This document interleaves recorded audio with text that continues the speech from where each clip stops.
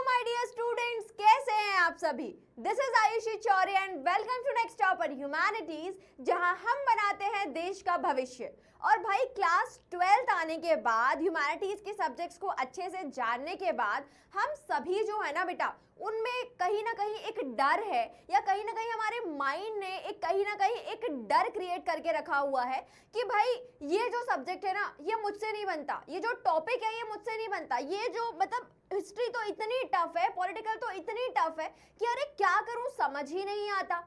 रुको, आराम से, ठीक है। हम आ गए हैं ना बेटा, नेक्स्ट टॉपर ह्यूमैनिटीज टीम आ गई है। अब हम आपको बताएंगे कि वो टॉपिक के साथ आपको कैसे डील करना है, उस सब्जेक्ट के साथ आपको कैसे डील करना है जो आपको टफ लगते हैं। ठीक, तो देखो बेटा, अगर हम सही तरीके से बात करें तो टफ कुछ नहीं होता, टफ हम उसे बनाते हैं, क्योंकि उस टाइम पे जब हमने उस सब्जेक्ट को जानना शुरू किया था या पढ़ना शुरू किया था, तो भाई उस सब्जेक्ट के हो सकता है कि मुझे उसमें इंटरेस्ट नहीं था, या मैंने उसके ऊपर ध्यान नहीं दिया, या मुझे उसके बेसिक समझ में नहीं आए, और धीरे धीरे वो जो चीज़ थी वो पाइल अप होती गई, है ना। तो इस वजह से अब वो जो सब्जेक्ट है वो मुझे बहुत टफ लगने लगा है, वो टॉपिक मुझे बहुत टफ लगने लगा है। तो अब क्योंकि बोर्ड्स में आ गए हम लोग, है ना, कि भाई बोर्ड क्लासेस हैं, और अब तो किसी ना किसी तरीके से उस चीज़ को फेस ही करना है। तो ज़रूरी क्या है हमारे लिए कि भाई उस प्रॉब्लम को हम सॉल्व करें, ठीक है। तो आइए हम शुरुआत करते हैं हमारे इस सेशन में, जहां मैं आपको बताऊंगी कि कैसे आपका उस सब्जेक्ट को या उस टॉपिक को जिसको आप टफ समझते हैं उसके साथ हम कैसे डील कर सकते हैं। तो आइए जानते हैं। सबसे पहले अगर मैं बात करूं ना बेटा, तो सबसे पहले क्या जरूरी है कि अगर समस्या है तो समाधान भी है, लेकिन उसके लिए क्या जरूरी है कि हम सबसे पहले समस्या को जाने, उस प्रॉब्लम को जाने कि भाई प्रॉब्लम एक्चुअली है क्या, क्योंकि हर जो प्रॉब्लम होती है ना वो अपने साथ एक सॉल्यूशन लेकर आती है।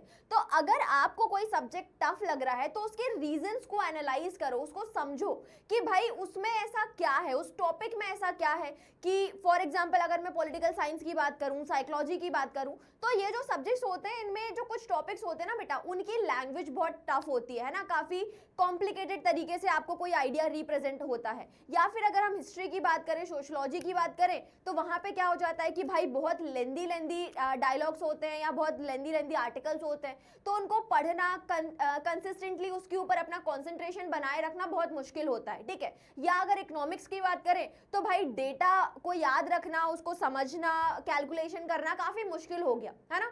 तो हमने क्या समझा, पहले हमने ये समझा कि भाई ये जो प्रॉब्लम है इसका मतलब रूट कॉज क्या है, क्यों ये हमें प्रॉब्लम समझ में आ रही है।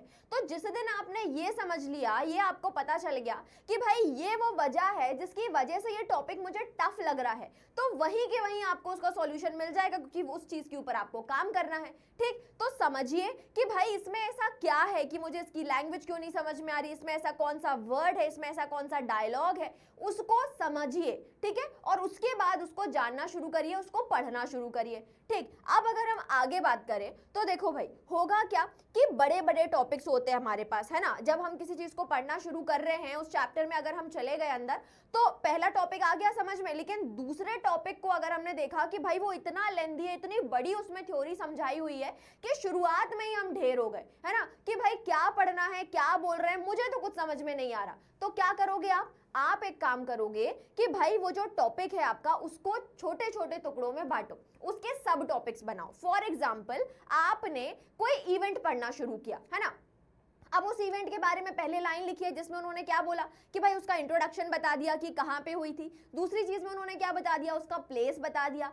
फिर अगर आप बोलें तो उसके कॉजेस बता दिए, उसके इवेंट्स बता दिए, उसके रिजल्ट्स बता दिए, है ना। तो आपको क्या करना है, आपको उस पूरे टॉपिक को एक साथ याद करने की जरूरत नहीं है। आप क्या करो, उसको छोटी छोटी चीजों में डिवाइड करो कि भाई अगर कोई आइडिया है, कोई थ्योरी है, तो वो आपको क्या बताना चाह रहा है। तो इससे क्या होगा कि ये जो एक बड़ा सा चीज आपको दिख रही है ना, मतलब ये जो एक मेमो टास्क आप देख रहे हो, उसको आपने क्या करना है, छोटी छोटी चीजों में, सब टॉपिक्स में आपने डिवाइड कर लिया, और फिर हर एक स्टेप को आप क्या करो, याद करते चलो, पढ़ते चलो, तो आपको आसानी से वो चीज क्या हो जाएगी, याद हो जाएगी। अब कभी कभी क्या होता है कि भाई उसके साथ साथ क्या जरूरी है कि हम पढ़ तो रहे हैं, है ना, रीड तो कर रहे हैं, लेकिन जो रीडिंग है हमारी वो क्या हो जाती है, पैसिव हो गई, है ना। क्योंकि ह्यूमैनिटीज में क्या होता है बेटा कि हम ये सोचते हैं कि बढ़िया लेट जाएंगे, किताब ले लेंगे और पढ़ते जाएंगे और सब याद हो जाएगा। ऐसा नहीं होता।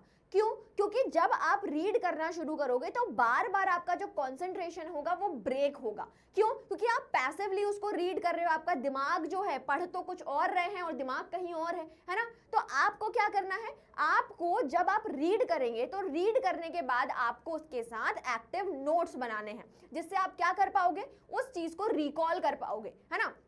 जैसे कि आपने कोई चीज पढ़ना शुरू करी, अब उसके बाद आपको लगा कि भाई ये पॉइंट है, इसको मैंने हाईलाइट कर लिया। हाईलाइट तो कर लिया, लेकिन सिर्फ हाईलाइट करके बैठ नहीं गए। कुछ बच्चे क्या होते हैं कि इतना हाईलाइट कर लिया कि पूरी बुक ही रंग डाली, है ना, सफेद से उसको लाल गुलाबी हरा नीला कर दिया।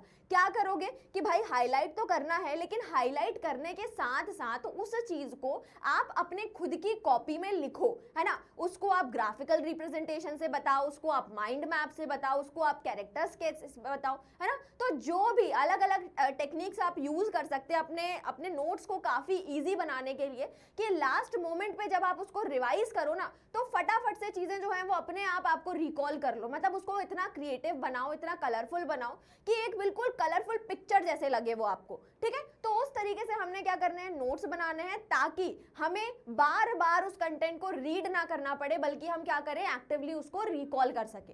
ठीक, अब उसके साथ क्या होता है, अब देखो होगा क्या ना बेटा, देखो ह्यूमैनिटीज या हम किसी भी सब्जेक्ट की बात करें तो होगा क्या कि जब हम कोई चीज पढ़ते हैं तो उसमें हमारा इतना कॉन्फिडेंस बिल्ड नहीं हो पाता। क्यों बिल्ड नहीं हो पाता? क्योंकि हम खुद से ही स्ट्रगल कर रहे हैं उस टाइम पे, है ना। अब अगर आपको कोई सब्जेक्ट के बारे में ये पता लगाना है, किसी टॉपिक के बारे में ये पता लगाना है कि भाई आप उसे सीखे या नहीं सीखे, तो आप क्या करिए, अपने एक दोस्त को पकड़िए और उससे बोलिए कि बैठ भाई, मैं जो बोल रहा हूँ चुपचाप बैठ के सुन, ठीक है। तो आपने क्या करना है कि जो टॉपिक आपको बहुत डिफिकल्ट लग रहा है आपने उसको सुना देना है। अब इसका एक और तरीका है, भाई दोस्त बोल रहा है कि मेरे पास टाइम नहीं है, मुझे तो जाना है भाई कहीं और, है ना, समझ रहे हो, दोस्त का अलग प्लान है। तो तुमने क्या करना है, तुम क्या करो, जाओ चुपचाप से और मिरर के सामने खड़े हो जाओ और वहां खड़े होके तुमने जो टॉपिक पढ़ा उसको लाउडली बोलना शुरू करो। उसको समझो कि तुम्हारे सामने कोई स्टूडेंट है और उसको तुम पढ़ा रहे हो। तो होगा ये चीज बेटा कि जब आप बोलना शुरू करेंगे तो कहीं ना कहीं आप अटकेंगे, और जहां आप अटके वहां आपने ये चीज समझ ली कि अच्छा मुझे इस टॉपिक में प्रॉब्लम हो रही है या इस पर्टिकुलर पॉइंट पे मुझे दिक्कत आ रही है। ठीक, तो होगा क्या कि जब आप बोलेंगे, आप किसी को समझाएंगे, तो आपको पता चल जाएगा कि मेरी गलती कहाँ है ना। तो उस चीज को, उस पर्टिकुलर पॉइंट को उठा के याद कर लो। तो जो इतना बड़ा टफ चीज थी वो आपने क्या कर लिया, आसानी से सॉल्व कर लिया। ठीक, और क्या हो सकता है भाई कि अब देखो हमारा जो ह्यूमैनिटीज का सब्जेक्ट है तो उसमें हमें सिर्फ ओरली तो याद करनी नहीं है चीजें, हमें तो एग्जाम में जाके, ओरल एग्जाम थोड़ी हमारा बोर्ड का, हमारा तो रिटन एग्जाम है, तो हमने तो क्या करना है, वहां जाके लिखना है। तो लिखना है तो भाई लिखना आना तो चाहिए ना। तो होना क्या चाहिए कि जब हम किसी चीज को ओरली याद कर रहे हैं तो याद करने के बाद हम उसको प्रैक्टिस करें लिखने की, ठीक है। तो आप सैंपल पेपर के थ्रू, अलग अलग क्वेश्चंस होते हैं, हम क्लासेस में, प्रारंभ बैच में हम आपको कई तरीके की क्लासेस में क्वेश्चंस बताएंगे, है ना। तो आपने क्या करना है कि वो जो क्वेश्चंस हैं उनके साथ आपने क्या करना है, अपनी आंसर राइटिंग प्रैक्टिस शुरू करनी है। फॉर एग्जाम्पल आपको कोई ABCD कोई भी टॉपिक है और उसमें आपको दिक्कत आ रही है, तो आपने क्या किया भाई, अलग अलग जगह से उस टॉपिक पे बने हुए क्वेश्चंस उठा लिए और उन क्वेश्चंस को क्या करना शुरू किया, उसको सॉल्व करना शुरू कर दिया, उनको लिखना शुरू कर दिया। ठीक, अब होगा क्या कि आपको समझ में आएगा कि अच्छा ये जो टॉपिक मुझे नहीं समझ में आ रहा था, इसके ऊपर क्वेश्चन किस तरीके से बने, इसका कौन सा वो पॉइंट है जिसके ऊपर ज्यादा क्वेश्चन पूछे जा रहे हैं। ठीक, तो वो आपने आइडेंटिफाई कर लिया। अब लिखने से क्या पता चलेगा, लिखने से ये पता चलेगा कि आप अपने थॉट्स को किस तरीके से अरेंज करेंगे, उसको कैसे रिप्रेजेंट करेंगे, ठीक है।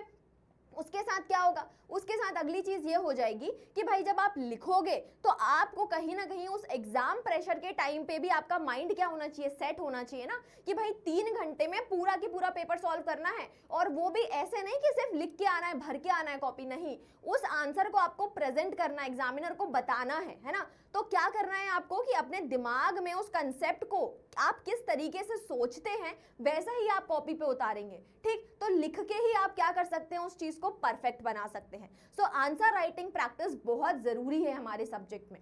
ठीक, तो इन्हीं सभी चीजों को, इन्हीं सभी टिप्स को फॉलो करके आप किसी भी सब्जेक्ट को आसानी से क्या कर सकते हैं, बहुत ही मक्खन, बहुत ही इजी बना सकते हैं। So this is all about this video. I hope you like this lecture. Thank you so much.